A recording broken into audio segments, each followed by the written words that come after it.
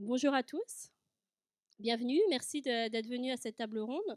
Je suis Charlotte Michon, je suis déléguée générale de l'association Entreprises pour les droits de l'homme, qui est une association d'entreprises qui on travaille depuis 10 ans maintenant sur l'intégration des droits humains dans les politiques et les pratiques des entreprises. Donc on est 16 grandes entreprises multinationales françaises de différents secteurs. Et depuis 2 ans, toutes nos entreprises sont concernées par la loi devoir de vigilance et donc on travaille sur la compréhension et la mise en œuvre opérationnelle de cette loi dans les démarches internes des entreprises. Et donc à ce titre, on a sorti l'année dernière une étude sur les plans de vigilance publiés en 2018, étude qu'on est en train de refaire par rapport aux plans 2019 qui sont en train de sortir dans les documents de référence. Et on va vous présenter, c'est l'objet quand même de cette table ronde, on va vous présenter les premières tendances. Donc ce sont des premières tendances, hein. Notre étude sort fin avril, donc vous pourrez la trouver sur notre site. Et puis on vous l'enverra puisqu'on on aura les mails de toutes les personnes présentes ici. Et donc ce sont les premières tendances sur les 25 premiers plans sortis dans les documents de référence publiés à l'AMF. Donc Laurent L'Hospitalier, qui est notre président, va présenter ces premières tendances. Et après, nous aurons des témoignages pratiques. L'un de la Société Générale, avec Marie-Gabrielle, qui est en charge des risques environnement et sociaux à la direction RSE de la Société Générale. Et le regard société civile, avec Sabine Gagné, qui est chargée de plaidoyer entreprises et droits humains chez Amnesty International. Donc Laurent, je te laisse la parole pour présenter les premières tendances des plans de vigilance. Bonjour à tous. Donc, comme Charlotte l'a dit, c'est voilà, une première ébauche puisqu'on a travaillé sur les 25 premiers plans publiés.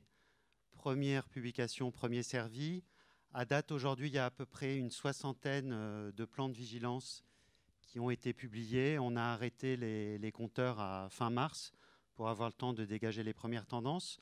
Un échantillon de 25 entreprises, mais on a quand même à la fois quasiment tous les secteurs qui sont représentés et aussi toutes les tailles d'entreprises. Donc ça permet quand même de donner quelque part déjà des tendances sur le sujet et du coup de mettre en contexte cette table ronde. Donc cette année, on est en deuxième année d'obligation de reporting sur les plans de vigilance. Première année où on doit rendre compte plus particulièrement de sa démarche. Une particularité aussi cette année en termes de reporting, c'est qu'est venue s'ajouter une obligation autour de la déclaration de performance extra-financière, ce qui a eu d'une certaine manière un impact sur la publication des plans et la reddition des plans. Je vais y revenir plus particulièrement ensuite. Si on se positionne plutôt sur une notion de stade d'avancement des démarches, en tout cas telles qu'elles sont présentées dans les documents de référence, on a 3 niveaux d'avancement. Un premier niveau qui représente un petit tiers des entreprises qui en sont au stade, disons, de l'identification des risques, qui est quelque part la première des 5 étapes évoquées dans la loi. On a la grande majorité des entreprises, une quasi-moitié des entreprises qui en sont au stade de formalisation des mesures, donc basées sur une cartographie, être en capacité à ce moment-là de définir un certain nombre de mesures au regard de cette cartographie. Et enfin, un dernier petit quart d'entreprises qui se sont engagées dans le déploiement et dans le suivi de ces mesures.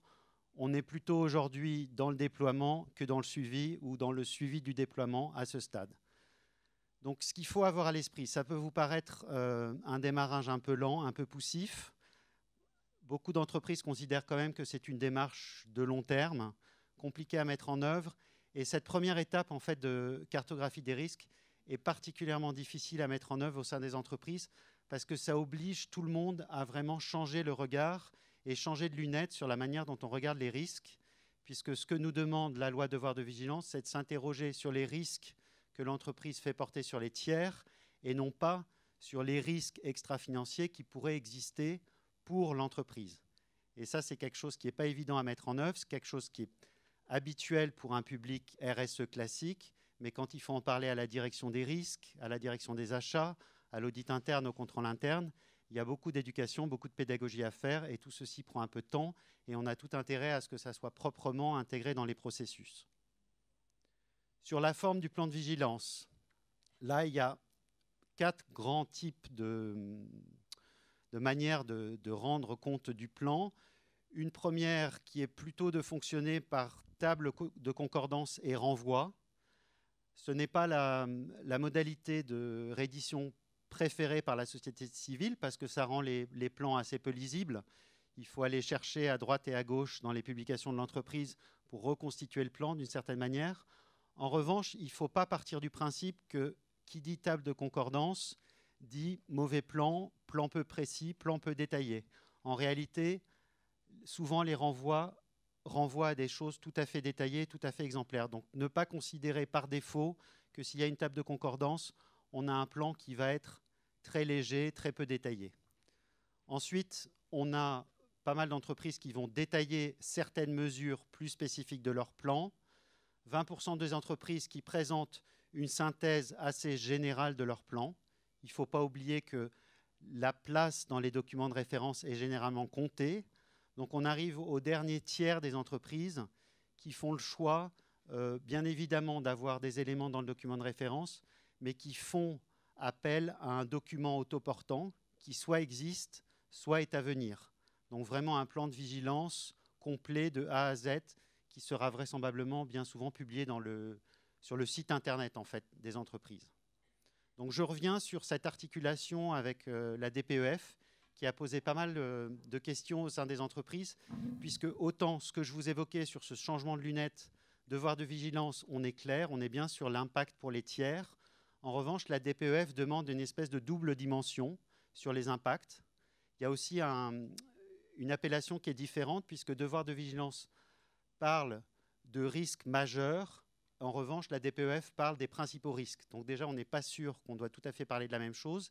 Et DPEF demande un double regard, à la fois l'impact sur les tiers, mais aussi l'impact sur l'entreprise. Donc on rejoint cette double dimension qu'on peut rencontrer, par exemple, dans les matrices de matérialité, même si les critères sont un petit peu différents. Donc tout ceci, cette concordance en fait, entre DPEF et deuxième année de vigilance a complexifié d'une certaine manière l'exercice de reporting au sein des entreprises parce qu'il y avait un certain nombre de risques qu'on ne savait pas trop où placer dans la DPEF, dans le plan de vigilance, dans les deux. Pas forcément évident, ce qui n'a pas nécessairement arrangé la lisibilité de ces plans pour cette année. Donc si on regarde plus particulièrement la question des droits humains, on a globalement 3 approches au niveau des entreprises. On a premièrement des entreprises qui ont vraiment développé une méthodologie spécifique d'identification des risques droits humains, pour partie une nouvelle approche, et pour à peu près 40% des entreprises qui étaient en fait déjà largement engagées dans une démarche droits humains. Pour ces entreprises, c'est juste un renforcement de cette méthodologie existante.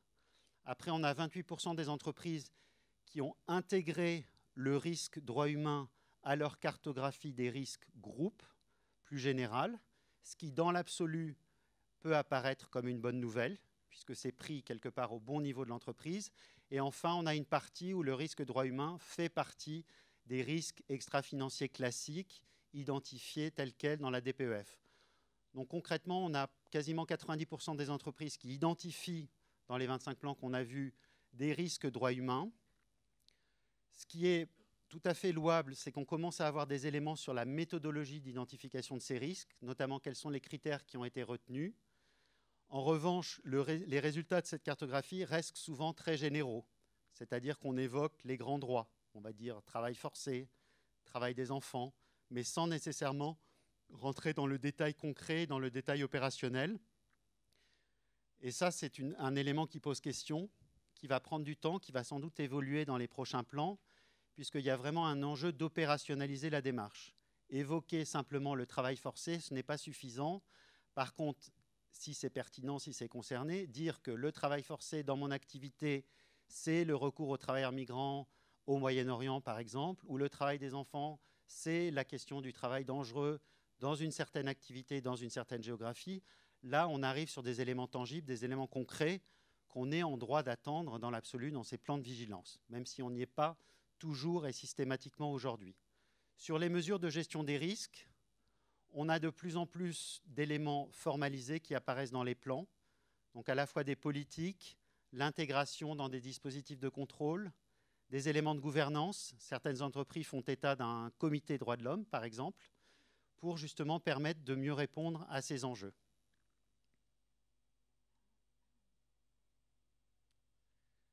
Si on regarde plus particulièrement la question de la gestion des fournisseurs et sous-traitants, là, on est bien évidemment sur une approche plus ancienne, plus classique. Donc, c'est un élément qui préexistait déjà largement dans la communication des entreprises. En revanche, on a beaucoup plus de précision qu'avant. Apparaissent enfin, en général, de manière explicite, les secteurs à risque, ce qui est un point extrêmement positif. Les cartographies sont plus explicites, plus détaillées. Et au niveau des méthodes de gestion, on retrouve des éléments classiques de type audit, évaluation de fournisseurs. En revanche, on arrive beaucoup plus facilement à faire le lien entre la cartographie et les actions qui sont menées, ce qui n'était pas forcément autant le cas au préalable. Aussi sont mises en avant les initiatives sectorielles, qu'elles soient de nature filière ou qu'elles soient de nature plutôt sectorielle, puisqu'il y a un vrai enjeu pour avoir de l'influence et pouvoir gérer son ingérence auprès des fournisseurs. Il y a un vrai enjeu de partage de ces sujets. Sur les dispositifs d'alerte, là, il faut reconnaître que la plupart des entreprises, pour l'instant, ont fait usage des dispositifs d'alerte préexistants, ont profité de la mise à jour des dispositifs d'alerte qui étaient demandés par la loi Sapin 2, en mettant en avant que le dispositif d'alerte était commun à l'ensemble des démarches. La bonne nouvelle, c'est qu'on a déjà la moitié des entreprises qui évoquent que ce dispositif d'alerte est officiellement ouvert à l'extérieur, ce qui est fondamental dans un contexte de devoir de vigilance. On a plus de précision sur la nature du dispositif, son mode de fonctionnement. Et aussi, bonne nouvelle, on commence à voir apparaître des éléments sur des dispositifs d'alerte décentralisés, opérationnels au plus près du terrain, notamment dans le cadre de projets ou dans le cadre d'implantations industrielles plus particulières.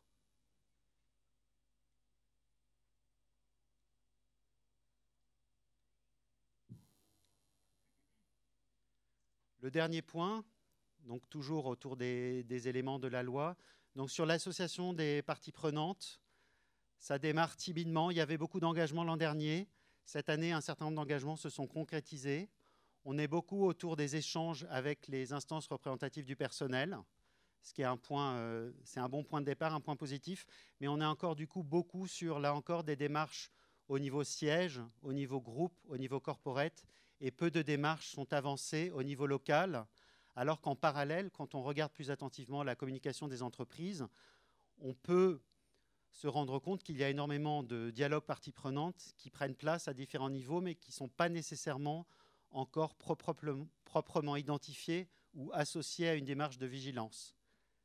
Le fait d'avoir un accord cadre est aussi un point, malheureusement, qui n'existe pas dans toutes les entreprises, mais qui est un point très positif et qui facilite en fait le suivi du plan et le suivi avec les parties prenantes.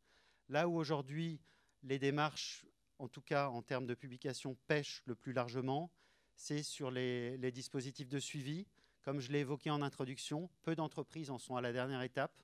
Donc aujourd'hui, on en est beaucoup à des processus de suivi du déploiement et de mettre en avant le déploiement de la démarche et non pas nécessairement des résultats concrets autour de la démarche et typiquement une espèce de gestion de risque résiduel vigilance tel qu'il est appelé par beaucoup de monde. C'est clair qu'on n'en est pas encore complètement là aujourd'hui. Donc pour conclure, ce que traduit cette première étape, c'est qu'on voit bien, un petit peu une espèce d'ambivalence autour de l'approche vis-à-vis de la loi devoir de vigilance, entre un respect de l'esprit de la loi et quelque part un respect du droit souple international auquel fait référence cette loi. Donc un certain courage de la part des entreprises, d'une part de prendre le temps et de privilégier la profondeur, d'une certaine manière, de choisir ses combats, choisir un nombre limité de sujets, mais d'essayer de les traiter à fond et petit à petit dans le temps, à des approches plus de conformité, où on va essayer d'embrasser large, mais de manière peut-être un peu plus superficielle, un peu plus dans une logique assez classique de gestion des risques, mais en réalité de gestion des risques pour l'entreprise. Et on voit bien dans les publications qui sont faites aujourd'hui un petit peu cette ambivalence entre ces deux approches, une approche que je qualifierais un peu de compliance et une approche qui est plus vraiment dans l'esprit de la loi et dans l'esprit de la soft law qui peut exister aujourd'hui sur les sujets de droits de l'homme. Je vous remercie.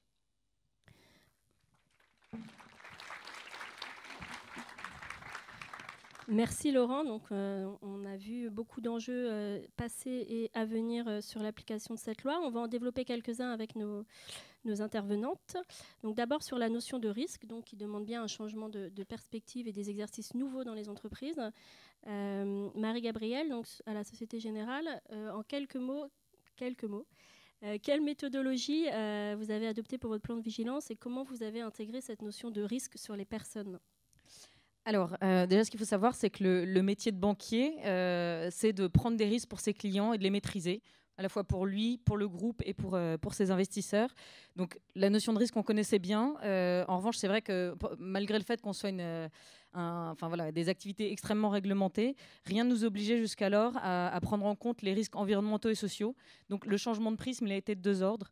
Déjà, la première chose, c'est de formaliser une cartographie des risques environnementaux et sociaux, à la fois en compte propre, en regardant l'impact qu'on pouvait avoir auprès de nos employés, dans bien sûr notre chaîne d'approvisionnement avec les fournisseurs et auprès de nos activités, des secteurs par exemple avec lesquels on peut travailler. Et la deuxième chose, le fameux changement de prisme dont parlait Laurent, c'est vraiment de se dire, avant tout le cadre de gestion des risques environnementaux et sociaux chez Société Générale, qui date de plus d'une dizaine d'années, a été fait, je dirais, de manière assez empirique. C'est-à-dire que c'était les secteurs sur lesquels, soit la société civile, soit nous-mêmes, par les due diligence qu'on pouvait mener, on se rendait compte qu'il y avait un impact très important. Et on était peut-être un tout petit peu plus en réactif, en regardant le risque de réputation, notamment, que ça nous faisait porter en propre. Et maintenant, on se place vraiment du point de vue des détenteurs de droits, que ce soit l'environnement, que ce soit les employés de nos fournisseurs, les sociétés qui peuvent être impactées par un projet qu'on pourrait financer, par exemple. Et donc ça, vraiment, ça a été un changement de prisme. Et comme le dit Laurent, quand on en discute en interne, avec que ce soit la direction des risques, de la conformité et autres, j'avoue que le fait qu'il y ait une réglementation, ça a beaucoup aidé à discuter avec eux. Ensuite, je sais que tu m'avais posé la question de savoir s'il y avait des nouveaux process qu'on avait mis en œuvre à la suite du plan de vigilance. Nous, on a pris l'approche de se dire, on a trop de processus. La RSE, il ne faut plus que ce soit traité dans les processus parallèles. Il faut absolument que ce soit intégré à la fois dans les processus opérationnels et les processus de contrôle. Parce que la notion de contrôle est extrêmement importante, notamment dans le secteur bancaire. Et du coup, notre but, c'est vraiment d'identifier et de toper dans tous les processus de la banque qui peuvent être impactés, où est-ce qu'il y a des risques potentiels d'atteinte à l'environnement, aux droits humains. Et donc, on a fait tout un travail, une fois qu'on avait identifié les secteurs qui étaient les plus à risque, ou les catégories d'achats les plus à risque si on regarde les achats, d'identifier ensuite et de prioriser par quel secteur ou par quelle catégorie d'achat il fallait qu'on enrichisse notre cadre.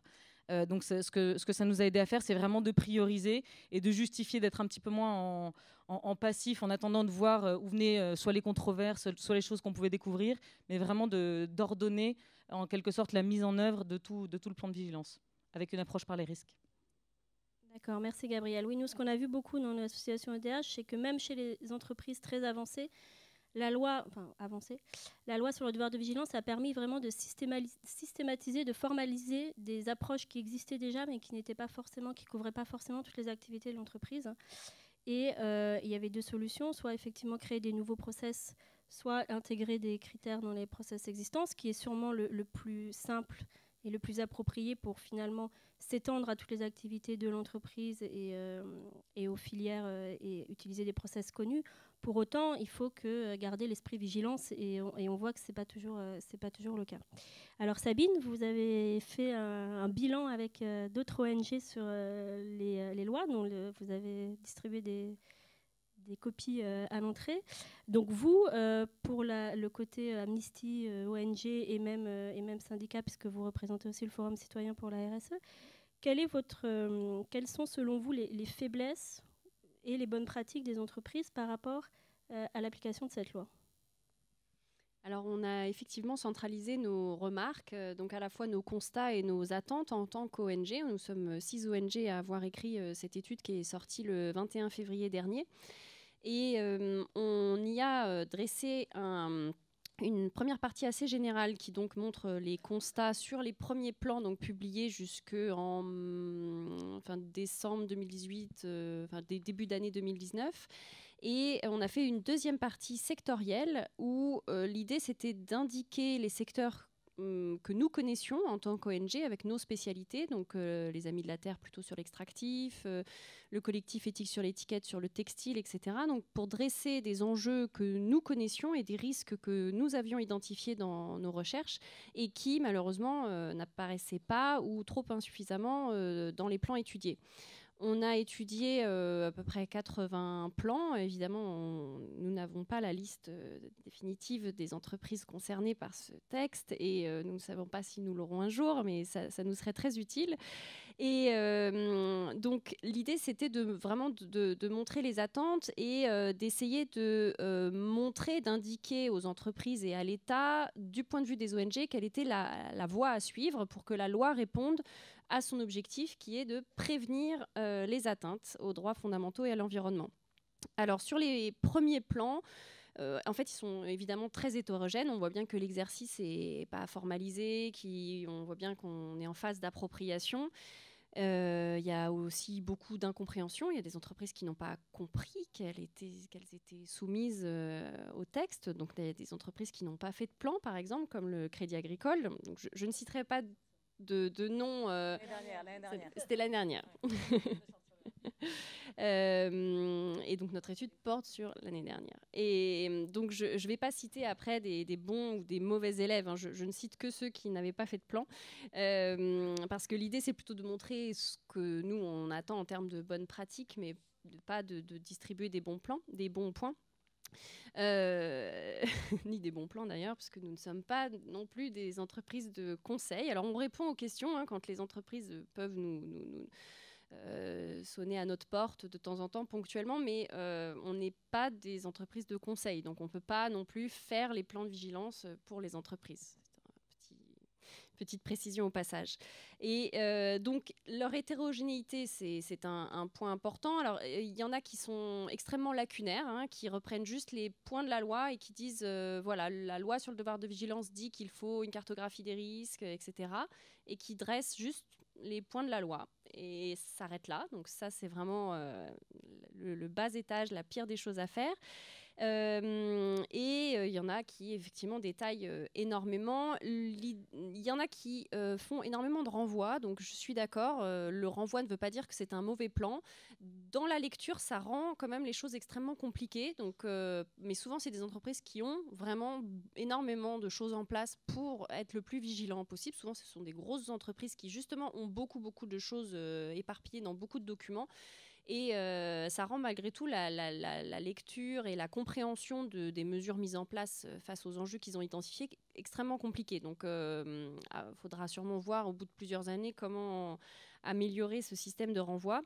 Pour la cartographie des risques, alors je reprends ce que disait Laurent, c'est-à-dire que nous, le constat qu'on a fait, c'est que souvent on a une liste de risques, donc travail des enfants, discrimination, etc., mais sans mise en regard d'une localisation géographique, de partenaires spécifiques, rien du tout. Ça donne quasiment zéro information, mis à part que le risque a été identifié. On a de temps en temps, ce qui nous intéresse énormément, c'est la méthodologie aussi qui a été utilisée pour élaborer cette cartographie des risques. Donc en fait, ceux qui ont les cartographies des risques les plus détaillées, les plus intéressantes, ont aussi accolé la méthodologie. Donc ça, c'est plutôt intéressant. Pour nous, un des points noirs, c'était que les actions et mesures en face des risques étaient trop peu détaillées. Et puis, le gros point noir également, c'est effectivement les risques pour l'entreprise et non pas les risques pour les droits humains et l'environnement. Et ça, on voit que, en tout cas, alors, si les choses sont en train de changer, c'est une excellente chose, mais jusqu'à présent, on voit que il faut un changement de paradigme de ce point de vue-là. Et pour finir sur les mécanismes d'alerte, eh bien, on a trouvé que globalement, ils étaient insuffisamment présentés. En tout cas, leur dispositif est insuffisamment précisé. Et souvent, il n'y a pas assez d'associations des parties prenantes, enfin des organisations syndicales, alors que c'est une obligation par la loi. Merci Sabine.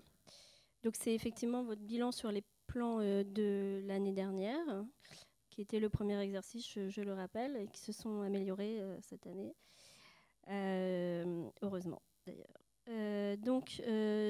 Juste un point pour laisser la place aux questions, donc un point rapide, encore une fois, plus rapide, sur la gouvernance en fait. Sur la gouvernance, le pilotage et la coordination, comment vous avez assuré donc, la coordination entre les différents acteurs internes de l'entreprise pour avoir une vision partagée? À quel niveau de gouvernance, de pilotage est situé le plan? Comment est organisé le portage finalement du plan dans toute l'entreprise?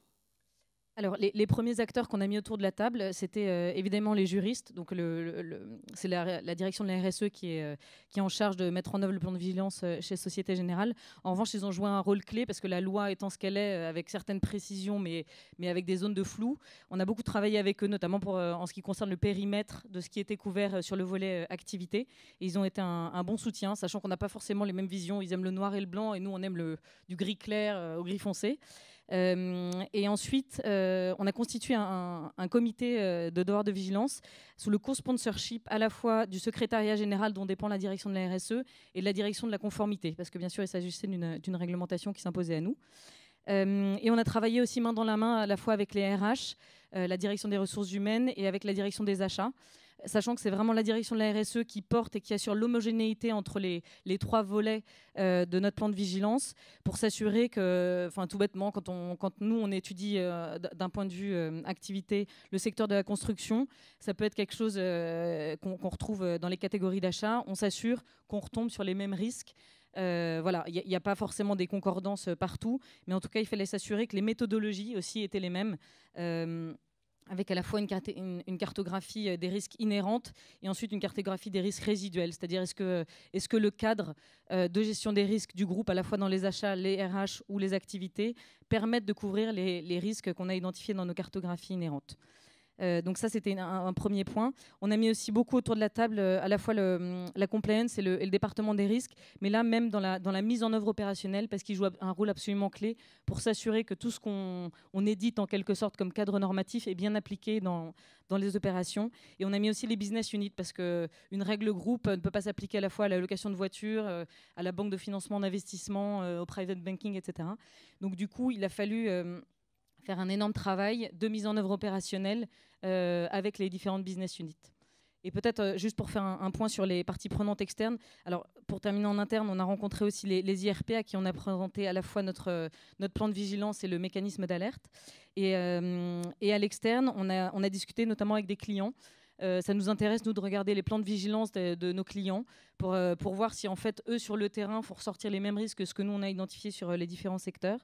On a discuté avec des ONG aussi. Alors, ça pouvait être sur des points assez spécifiques ou de manière plus générale.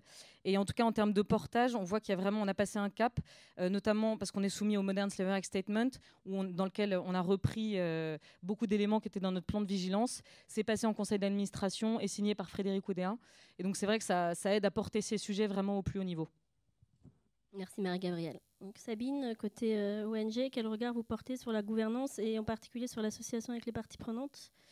Alors, ce qu'on a pu constater jusqu'à présent, c'est qu'en contactant les organisations syndicales, elles nous ont quand même souvent dit qu'elles étaient peu associées. Alors, elles précisaient à chaque fois qu'il y avait un autre contexte qui les avait beaucoup occupées cette année avec les ordonnances Macron, la mise en place du CSE, etc. Donc, ça fait partie du contexte, mais globalement, la plupart on dit qu'elles n'avaient pas été associées ou associées juste à la fin du processus du type on vous présente le plan et voilà. Donc ça, c'est un point à améliorer sans doute.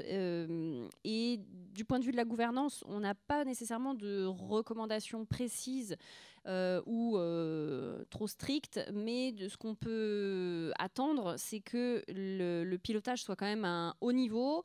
Et quand il y a plusieurs directions associées, on sent que du coup, que les choses sont mieux maîtrisées et qu'il y a un meilleur contrôle, un meilleur suivi s'il y a plusieurs directions impliquées et qu'il y a un pilotage de haut niveau. Merci. Et enfin, dernière question. Quelle perspective ? Comment, selon vous, toutes les deux, il faut aller plus loin, il faut accompagner les entreprises dans l'application de la loi ? Comment continuer finalement le déploiement du plan et dépasser aussi la stricte compliance et inscrire cette démarche dans le long terme ? Je commence. Alors peut-être que nous, c'est pas en termes de conseils, mais quelles sont nos prochaines étapes et ce qu'on compte faire. On sait que on le sait tous, hein, que c'est une démarche d'amélioration continue. On n'a aucune prétention d'être arrivé à la cible. Hein. Vous êtes là pour nous le rappeler d'ailleurs. Mais voilà, je pense qu'on a quand même pris les choses en main, c'est-à-dire qu'on a vraiment compris aussi l'esprit de la loi. On ne s'est pas, a priori, en tout cas de notre point de vue, arrêté à la stricte compréhension juridique qu'on pouvait en avoir. Ça, c'est une chose. On est quand même un groupe de 149 personnes, de 149 000 personnes, pardon, dans 67 pays, avec des activités très variées. Donc, ça demande du temps aussi. C'est d'où l'importance de prioriser, d'avoir une approche par les risques. Voilà, on commence par les secteurs les plus risqués, par les catégories d'achat qui sont les plus risquées. On a d'ailleurs couvert, tous nos acheteurs ont été formés aux outils de gestion des risques dans les catégories d'achat. On a onboardé, comme je le disais, le contrôle interne, ce qui nous aide vraiment à toucher même un niveau, une strate, je dirais, assez fine localement. C'est-à-dire que là où on avait plutôt l'habitude de gérer avec les responsables RSE dans les différentes business units, on est vraiment allé à un niveau beaucoup plus fin opérationnel de gens qu'on a mis autour de la table et qu'on a sensibilisé sur ces sujets. Et donc il faut qu'on poursuive tout ça. Il y a juste une chose que je voudrais préciser, c'est que on lit bien sûr toutes vos attentes et qui sont pour la plupart très justifiées. Il y a juste bien sûr les problématiques de mise en œuvre opérationnelle, voire d'exigences qui sont infaisables de temps en temps pour nous. Quand on parle en termes de transparence, nous on a des KPI de pilotage qui sont très fins et qu'on ne peut malheureusement pas tous communiquer en externe, et notamment dans le document de référence, qui est un document revu par les juristes, déposé à l'AMF, etc. Donc ne croyez pas que ce que vous ne voyez pas à l'externe n'est pas fait. Sincèrement, en termes de pilotage, on a vraiment des outils très très précis. Voilà, petit à petit, notre but, c'est comme vous, d'être de plus en plus transparent. Voilà, ça prendra juste un peu de temps pour donner plus d'informations. Alors du côté ONG, on est effectivement tout à fait dans l'intention que les entreprises ne soient pas dans une logique de compliance et de tout laisser aux juristes, même si on aime beaucoup les juristes, mais de ne pas être dans une approche trop stricte de la loi. En termes de lisibilité, accessibilité, un document à part serait très utile, un document téléchargeable sur le site internet qui sort du document de référence, ça serait un point à encourager. En termes de transparence, effectivement, c'est un point clé pour nous et ça va avec la sincérité. Donc, parce que ce qui compte, c'est nous, ce qu'on veut voir aussi, c'est une transparence sur les risques et que on serait très content que les entreprises disent oui, on reconnaît qu'on a des risques de cet ordre-là à cet endroit-là, mais voilà les mesures qu'on met en place. Et ça, on sait qu'il y a encore une peur des investisseurs, etc. Donc du coup, il y a une espèce de rétention d'informations qui est gênante pour nous et qui ne va pas avec la logique de la loi. Donc c'est vrai qu'on insiste beaucoup sur ce point de transparence, d'exhaustivité, de sincérité, en particulier sur la communication de la liste des sociétés contrôlées, des partenaires. Même si ça peut faire des pages et des pages, ça serait un grand progrès. Sur l'implication des parties prenantes, alors à la précédente réponse, j'ai évidemment pas parlé de toutes les parties prenantes, mais ce qui nous importe énormément, c'est d'associer les populations impactées ou potentiellement impactées, donc d'avoir un rapport très étroit avec des ONG locales, avec les populations sur le terrain qui peuvent potentiellement être impactées par les activités. Et puis donc la cartographie détaillée des risques, effectivement qu'elle soit extrêmement détaillée. Cette cartographie, ça fait partie de nos attentes avec la communication de la méthodologie dans la mesure du possible. Et puis pour insister sur un point supplémentaire, ce serait donc des mécanismes d'alerte qui soient fonctionnels et sûrs et qui impliquent et intègrent les populations justement qui peuvent être potentiellement impactées. Laurent, un mot de conclusion avant les questions? Merci. Moi, juste pour conclure, Entreprises pour les droits de l'homme. En fait, aujourd'hui, les entreprises ont vraiment besoin, malgré tout, d'accompagnement sur le sujet.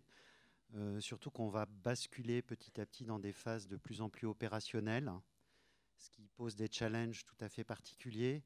Donc, Entreprises pour les droits de l'homme, en fait, offre un cadre d'échange neutre, serein entre les entreprises pour partager les bonnes pratiques, partager aussi les challenges, échanger des outils, mettre en avant un certain nombre d'outils, co-construire aussi des démarches et des solutions. C'est tout à fait précieux. Et aussi un espace de dialogue et d'échange avec un certain nombre de parties prenantes où on n'arrive pas avec sa casquette entreprise X ou entreprise Y, mais on est bien là avec une espèce de casquette collective relativement progressiste, entreprise pour les droits de l'homme, ce qui est tout à fait important, parce que la mise en œuvre opérationnelle va être un vrai challenge. Aujourd'hui, on est concrètement en train de déployer les mesures, mais on va faire apparaître, au fur et à mesure qu'on passe de risques inhérents, de risques théoriques a priori, à la réalité des risques, c'est-à-dire que c'est le fait d'avoir accompli un audit interne ou externe, vous n'avez fait que le premier pas du chemin, en fait. Tout le challenge, la question, c'est qu'est-ce qu'on fait avec les résultats de cet audit, notamment s'ils ne sont pas bons. Et c'est là que les ressources vont être tout autres et les challenges vont être beaucoup plus grands. Aujourd'hui, on est quelque part, malgré tout, dans la partie relativement facile de l'exercice, qui est d'enlever un petit peu le brouillard sur les risques existants. Mais à partir du moment où vont apparaître les vrais risques saillants, concrets, opérationnels, là, on va passer dans vraiment une autre étape dans cette logique de vigilance qui va demander énormément de ressources et énormément de moyens. Et un vrai souci de se concentrer sur ce qui est le plus important. Donc voilà juste ce que je voulais partager en conclusion et on ouvre les questions de la salle.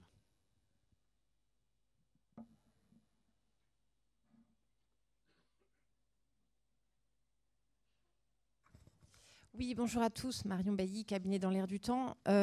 Merci beaucoup pour le détail que vous avez fait sur la partie cartographie des risques. Par contre, à un moment, Madame Sabine Gagné nous a parlé des mesures sur les risques qui étaient très peu détaillées. Et j'aurais aimé savoir qu'est-ce qui fait qu'elles sont si peu détaillées. Si vous pouviez un petit peu nous parler des mesures.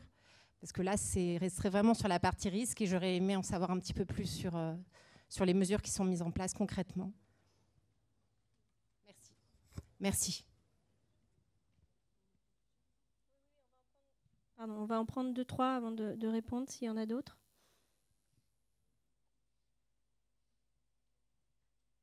Eh bien non, alors on y va. Effectivement, les mesures qui ont été détaillées là, dans cette première année étaient souvent des mesures que l'entreprise avait déjà mis en place depuis un long moment, mais ce n'était pas des mesures détaillées au regard des risques qui venaient d'être identifiés. Donc, j'ai même plus en tête certains exemples précis de mesures. On pourra regarder, ou peut-être que Charlotte a quelques idées. Mais effectivement, en tout cas pour nous, c'était trop flou pour sentir que les choses étaient prises en compte, quoi, et que le risque allait être maîtrisé, justement. Alors peut-être parce que c'était un point que tu avais fait remarquer aussi. Nous, quand je dis qu'on n'a pas de process nouveau, ça ne veut pas dire qu'on ne regarde pas des nouvelles choses. C'est-à-dire que c'est des sujets nouveaux qu'on va regarder ou dans des cas qu'on ne regardait pas avant. C'est-à-dire on va élargir le champ des due diligence. On va faire des analyses approfondies sur des enjeux, notamment droits humains. Si on regardait notre cadre, notamment les politiques sectorielles qu'on avait jusqu'à présent, on sait qu'il manque certains aspects de droits humains, peut-être que les aspects environnementaux étaient un peu mieux traités. Dans un premier temps, on vient de publier un statement, une déclaration sur les droits humains qui replace déjà notre cadre global. Et ça, on enrichit en fait tous les outils qui étaient effectivement déjà existants, mais ça ne veut pas dire qu'on ne regarde pas de nouvelles choses. Ce n'est pas parce que vous n'avez pas l'impression qu'il n'y a pas de nouvelles mesures qu'on ne regarde pas de nouvelles choses. Peut-être pour préciser, donc on va parler du coup des plans l'année dernière, puisque votre étude parle sur les plans l'année dernière. On va parler des démarches droits humains. Les principales mesures qui étaient citées, c'était les chartes éthiques, les politiques globales de ressources humaines. Oui, c'est vrai, hein, il y a des engagements droits humains des entreprises dans ces politiques, etc. Et sûrement que si elles sont bien appliquées, ça marche. La difficulté, c'était d'arriver à trouver une corrélation. Et c'est véritablement le sens de la vigilance entre, d'un côté, on identifie travail forcé, travail des enfants, et de l'autre côté, on répond par une politique globale de ressources humaines. Oui, peut-être que ça gère, que la politique en soi gère la question du travail forcé, mais en quoi ? Comment ? Quel engagement ? Comment vous allez vérifier que vous vérifiez les papiers d'identité dans certains pays, etc., etc. Et donc, c'est vrai qu'il y avait un décalage. Encore une fois, les plans étaient très hétérogènes, donc on va parler sur la majorité des plans. Et donc, un manque de contextualisation, mais qui est lié aussi au fait que les risques n'avaient pas forcément été identifiés de manière précise, puisqu'à partir du moment où on identifie de manière précise, on peut répondre de manière plus précise, et on est prêt aussi à le communiquer à l'externe, parce qu'encore une fois, il y a un gros décalage entre les pratiques internes et ce qui est communiqué à l'externe, et d'autant plus l'année dernière sur le premier exercice. Mais donc, c'est vraiment des démarches globales qui pourraient s'appliquer finalement à beaucoup qui s'appliquent d'ailleurs à beaucoup de sujets dans l'entreprise. Et c'est vrai que ça nous permet pas de nous faire une idée sur l'adéquation des réponses par rapport aux risques qui ont été identifiés, ou même la gradation des réponses, parce que tous les risques ou toutes les activités de l'entreprise, même pour un même enjeu, ne demandent pas forcément les mêmes réponses. Et il faut aller plus loin, et je pense que c'est tout l'enjeu, Laurent l'a dit, plus loin que des réponses un peu formalisées, déjà existantes, et véritablement arriver à montrer que parce qu'on a identifié cet enjeu-là à cet endroit-là, parce que c'est ce type de partenaire, parce qu'on a, nous, nos moyens d'action-là, et ben on répond par cette mesure-là. Peut-être juste pour compléter en termes de solutions, en tout cas de nous, ce qu'on voit, ce qu'on peut communiquer. Très sincèrement, c'est compliqué pour nous de vous donner l'intégralité des résultats de la cartographie des risques et des démarches et des mesures qu'on met en œuvre en face, parce que notre document de référence ferait juste 2000 pages. Enfin, on a une cartographie des risques à 4 dimensions entre les pays, les enjeux de droits humains, les secteurs et les produits qu'on peut proposer, par exemple, sur la partie activité. En revanche, ce qu'on a essayé de faire, du coup, c'est de donner des premiers éléments, alors peut-être en faisant un zoom sur une partie spécifique, sur les droits humains. On a regardé les pays qui avaient dans l'ensemble, sur l'ensemble des problématiques droits humains, un cadre qu'on estimait insuffisant. Et on a regardé le nombre d'employés qu'on avait dans ces pays-là. On donne le pourcentage des employés du groupe qui sont situés dans ces pays. Donc ça restera du zoom en quelque sorte anecdotique de votre point de vue, mais parce que voilà, ça paraît compliqué de donner l'exhaustivité des résultats. Peut-être, oui, pour compléter sur la gestion des risques, peut-être à travers un exemple. Si par exemple, je reprends le cas, vous prenez travail forcé, si vous restez très général, vous allez juste dire oui, travail forcé, j'ai une politique contre le travail forcé. Vous vous arrêtez là, ça n'aide pas grand monde. Après, si vous dites travail forcé, par exemple, ça se traduit dans certaines géographies par une problématique de salaire décent. Vous partez là-dessus dans votre cartographie, déjà vous êtes plus précis. Vous dites j'ai salaire décent dans telle et telle géographie. À partir de ce moment-là, votre mesure de gestion, la première mesure, en fait, ça va être quelque part de faire l'inventaire, de dire concrètement, est-ce que dans ces géographies, donc faire un inventaire en fait, des salaires, et ce n'est pas très compliqué, vous avez les bases RH pour le faire, comparer à des salaires locaux, ça c'est là pour justifier de ce qui est décent, ça c'est quelque part un petit peu plus difficile, et après, sur cette base-là, identifier éventuellement ce qui reste. Là, vous êtes sur une mesure concrète. Et si vous restez juste... des grandes incantations, c'est le salaire décent, voilà, j'ai une politique. Après, dans la réalité, ça marche peut-être très bien, mais vous comprenez qu'en termes de transparence, quand les attentes de la société civile, ça ne suffit pas. Donc d'aller vraiment au bout de la démarche, en étant précis et en explicitant des mesures concrètes, ça change complètement la donne. Et peut-être pour finir sur une note positive, hein, là encore une fois, quand on regarde les premiers plans de cette année, à laquelle on a fait, il y a beaucoup plus de réponses opérationnelles, d'amélioration. Les enjeux, s'ils restent globaux, en tout cas comme ils ont été identifiés, par le développement de réponses dédiées finalement aux droits humains. Et nous, on parle que droits humains parce que c'est notre objet chez Entreprises pour les droits de l'homme. Ça progresse et on a de plus en plus d'exemples et il y en aura aussi de plus en plus. Mais c'est aussi parce que la réponse, finalement, les réponses, les mesures de gestion des risques dépendent bien évidemment de la cartographie des risques. Et on sait que l'année dernière, ça a été l'objet de l'attention de toutes les entreprises. Et comme l'a dit Laurent, c'est vraiment l'étape fondamentale de la démarche. Il faut une identification exhaustive des enjeux pour être à même de les prioriser et pour être à même de les traiter. Et c'est le sens de vigilance. Donc heureusement que les entreprises ont pris leur temps pour faire des cartographies des risques qui couvrent toutes leurs activités, les achats, les fournisseurs, les partenaires, les activités, les pays, pour pouvoir après décliner la démarche sur les années qui viennent. Est-ce qu'il y a une autre question? Très bien. Oui.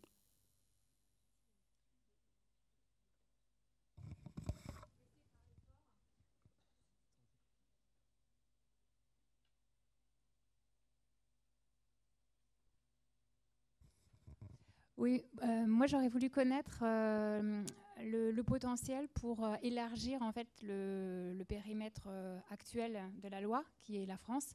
Comment est-ce qu'on envisage l'élargissement à l'Europe? Ça c'est pour moi. Eh bien, la société civile y travaille très fortement. Donc, par exemple, pour Amnesty International, on a énormément de nos associations dans les différents pays européens qui sont dans des plateformes pour militer et faire du plaidoyer pour avoir ce type de législation. Et puis, on réfléchit en termes de campagne, etc., à travailler pour pour s'adresser à la nouvelle future Commission et au nouveau futur Parlement pour essayer de faire en sorte d'avoir une législation européenne, puisque depuis le départ, notre intention a été évidemment pas que ça reste une loi française, mais que ça devienne une loi européenne, une législation européenne, et puis un traité international dans l'absolu, c'est notre horizon et notre objectif final. Et donc, on est preneur de toutes les bonnes idées pour arriver à ces objectifs-là. À noter quand même qu'il y a de plus en plus d'initiatives législatives nationales, européennes, qui vont vers le sens de la création d'une nouvelle obligation juridique de vigilance pour les entreprises. Et donc la loi française est la première, unique en son genre et aussi large, mais ce ne sera pas la dernière.